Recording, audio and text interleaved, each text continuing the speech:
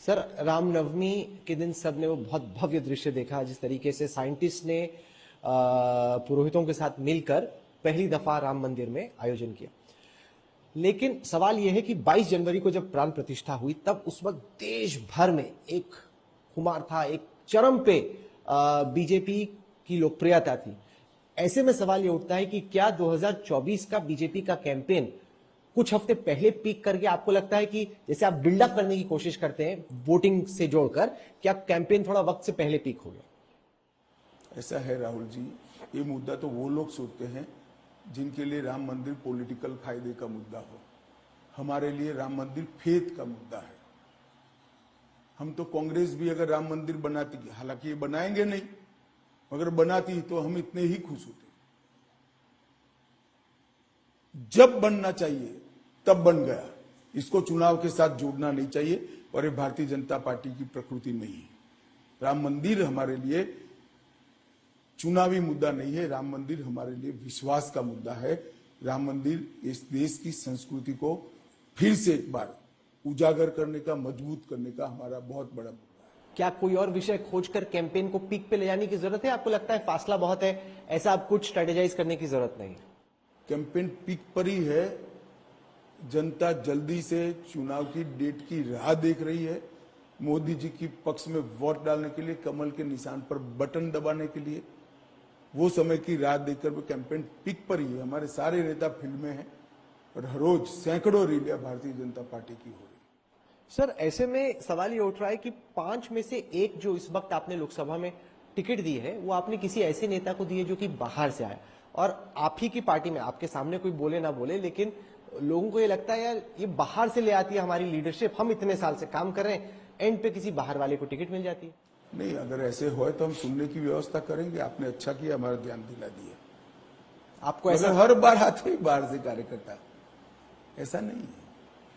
सबसे अहम आपके लिए क्या रहेगा अगले 5 साल में, जो आपकी तमाम आपकी खुद की प्रायोरिटीज हैं? जैसे पिछले आपने बोला कि जम्मू कश्मीर में 370 खत्म हो, वो आपकी प्रायोरिटी थी, आपकी पर्सनल प्रायोरिटी। मैंने कभी ऐसा नहीं कहा, मेरी पार्टी की प्रायोरिटी थी। नहीं, पर आपने उसको मिशन के तौर पे आपने लीड किया। तो मेरा डिपार्टमेंट है तो मुझे करना ही पड़ेगा। मोदी जी का निर्णय है तो मुझे इंप्लीमेंट करना पड़ेगा। जम्मू कश्मीर में चुनाव लौट रहे हैं, उस प्रोस्पेक्ट को आप कैसे देखते हैं? क्या आपको लगता है कि बीजेपी या बीजेपी? मुझे लगता है कि जम्मू कश्मीर में तीनों परिवारवादी पार्टियां, कांग्रेस, एनसी और पीडीपी, इस बार मुंह की खाएंगे और जनता अपने विकल्प खुद तय कर देगी। इलेक्ट्रॉनिक वोटिंग मशीन पर जो आपके विरोधी सवाल उठा रहे हैं, क्या आपको लगता है उससे देश के वोटरों में कहीं ये मंशा क्रिएट होती है कि भाई क्या हो रहा है, बार बार वो सेम चीज बोल रहे हैं? देखिए, एक बहुत पुरानी हिटलर के प्रचार मंत्री की थियरी को कांग्रेस अभी भी फॉलो कर रही है। देश का हर वोटर जब किसी भी चिन्ह पर बटन दबाता है, वीवीपैट में वो देख लेता है कि मेरा वोट वहां गया है या नहीं गया है। और मैं कांग्रेस के मित्रों को इतना पूछना चाहता हूं कि अगर मतलब मशीन के अंदर कोई खामी है, कोई गलती है, तो आप हिमाचल में कैसे जीते, आप तेलंगाना में कैसे जीते, आप चेन्नई में कैसे जीते, ममता दीदी कैसे बंगाल जीत गई? जब वहां जीत जाते हो तो टप से शपथ ले लेते हो। इस वक्त इलेक्ट्रॉनिक मशीन बहुत अच्छा है भाई, कुछ नहीं बोलना है।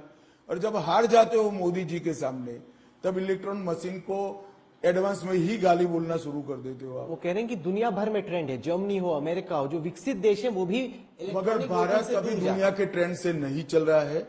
हम ऐसा भारत बनाना चाहते हैं जिसके ट्रेंड पर दुनिया चले। सर, एक और इनकी तो प्रेरणा ही वही है।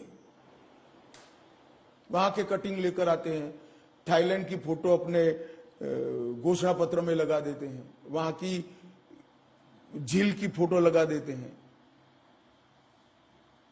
दुनिया में क्या है वो हमारा सच है या नहीं है, इस पर डिस्कशन होना चाहिए। आप इस बहस को बेबुनियाद मानते हैं? ईवीएम बिल्कुल बेबुनियाद। और चुनाव आयोग ने उनको 3 दिन का समय आया था, कोई आकर डेमोन्स्ट्रेट कर जाए, गए नहीं,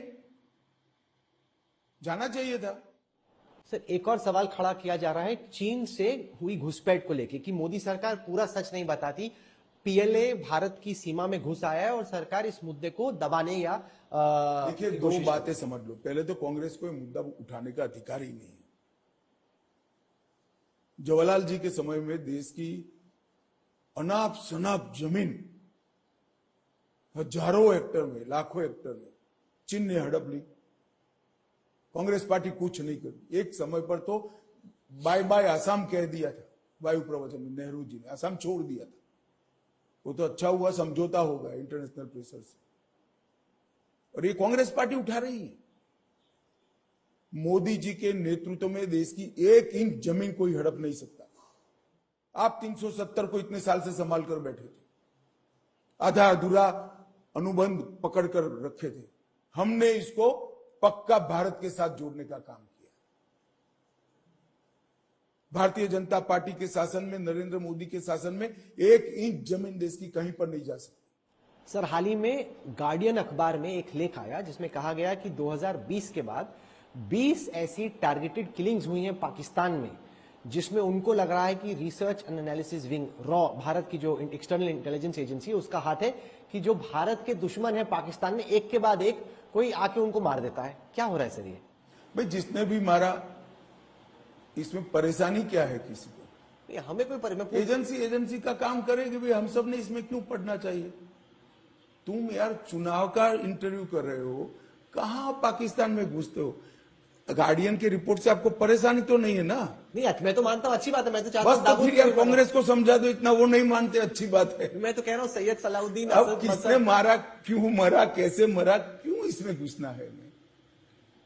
सर, आपने कहा कि पाकिस्तान अधिकृत कश्मीर जो है वो भारत का अखंड हिस्सा है। क्या आपको लगता है कि वाकई में हम लोगों के जीते जी जम्मू एंड कश्मीर यूनाइट हो सकता है? पूरा मैप जैसा है हमारा वैसा नक्शा बन सकता है? अकेला नहीं, पूरा देश मानता है। देश की पार्लियामेंट में 4 बार रिजोल्व किया है।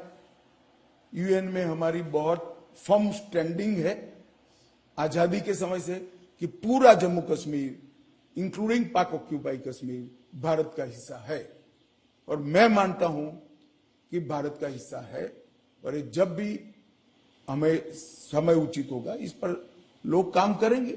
वो तो रेजोल्यूशन की बात है। मैं जानना चाहता हूं जो आपने आखिर में कहा, नहीं, रेजोल्यूशन नहीं कि आप कुछ करोगे पीओके को जोड़ने के लिए। रेजोल्यूशन नहीं, ये बिलीफ है देश की जनता की। रेजोल्यूशन बहुत छोटा करना पड़ेगा ना सर, जैसे आपने 370 हटाया, कुछ पीओके लिए भी करना पड़ेगा। आप ऐसा मानते हो कि मैं आपको आपके इंटरव्यू में बता दूंगा? मैं तो पूछ सकता हूं। पूछ तो सकते ही हो, मगर यार मेरा भी तो एक असेसमेंट लगाओ राहुल। सर, आखिर में ये बताएं कि जो 370 की आप बात कर रहे हैं, वो ऑपोजिशन को डिमोरलाइज करने के लिए कर रहे हैं या आपको परिस्थिति वाकई में ऐसी बनती नजर आ रही है? देखो भाई, जब हम पूर्ण बहुमत की सरकार कहते थे, स्थिर सरकार कहते थे, तब भी आप लोगों का, आपका मतलब पत्रकारों का यही सवाल होता था। जब हम कहते थे हम 300 पार करेंगे, तब भी आपका यही सवाल होता था। आज भी यही है। अब मुझे लगता है 4 जून तक रुक जाओ, काउंटिंग के दिन दोपहर को बात करेंगे। आपका एक बड़ा वादा है कि नक्सलिज्म को खत्म कर देंगे। अभी बहुत बड़ा इनकाउंटर हुआ और जो छत्तीसगढ़ के पूर्व मुख्यमंत्री हैं वो कह रहे हैं कि कुछ चुनाव से जोड़कर या कुछ गड़बड़ या फेक टाइप का इनकाउंटर, उनको कुछ बू आ रही है कि कुछ गड़बड़ है इसका इनकाउंटर। देखिए, इनको सब चीज में बू आती है, और तुलसीदास जी ने रामचरितमानस में कहा है कि ईश्वर जिसको दंड देना चाहता है, सबसे पहले उसकी मति हर लेता है। मुझे लगता है इनकी मति हर ली गई है। अब परिवर्तन देखिए, कांग्रेस के समय में एक जमाने में 1/3 देश नक्सलिज्म की चपेट में आ गया। पशुपतिनाथ टू तिरुपति कॉरिडोर की बात होती थी। 10 साल में मोदी जी के शासन में और 19 से लेकर अब तक हमने 250 सुरक्षा कैंप बनाए। आज मैं विश्वास के साथ कह सकता हूं, झारखंड, बिहार, महाराष्ट्र, मध्य प्रदेश, तेलंगाना, आंध्र प्रदेश कंप्लीटली नक्सलिज्म से मुक्त हो चुके हैं। छत्तीसगढ़ के 4 जिलों में बचा था, क्योंकि 5 साल बाद कांग्रेस की सरकार ने हमें ढंग से सहयोग नहीं की। सरकार बदली, प्रायोरिटी भी बदली, और 90 दिन में 86 नक्सलियों को मार गिराया गया है। 250 सरेंडर हुए हैं, 126 अरेस्ट हुए हैं। राहुल जी, मैं आपकी चैनल पर बहुत विश्वास के साथ बताना चाहता हूं, देश की जनता मोदी जी को तीसरी बार प्रधानमंत्री बनाने का आशीर्वाद दे दे। हम 1 या 2 साल में इस देश से नक्सलिज्म को उखाड़ कर देंगे, हमेशा के लिए। जैसे LTTE खत्म हो गया, जी।